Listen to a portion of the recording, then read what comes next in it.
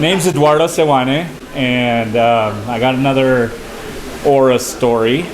Okay, so I was somewhere in the United States this time, and I was one night. It was about 2 o'clock in the morning, and it was a full moon, and I looked up on this mountain, and there was a blue aura. Now, the blue auras, as far as I understand, represent gold. Okay, and these are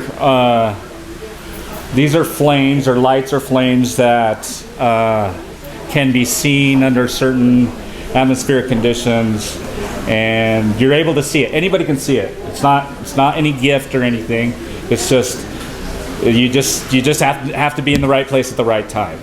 Okay, so this particular aura, I saw it, and I started to videotape it, but my camera was not good, so I wasn't able to get a good video of it, and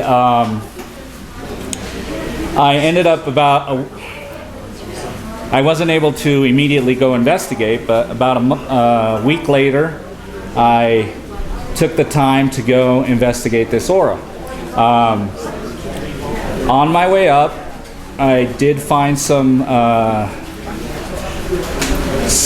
glyphs that were carved onto some stones. Okay, these glyphs were your typical square Jesuit cross, and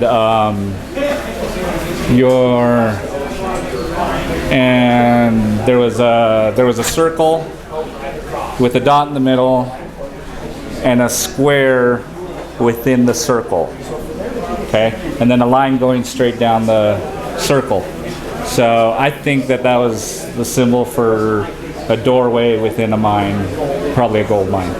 Anyway, so long story short,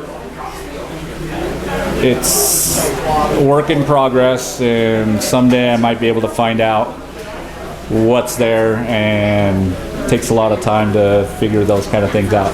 But that's how I found these symbols that kind of collaborated the aura and what might be there, might not be there.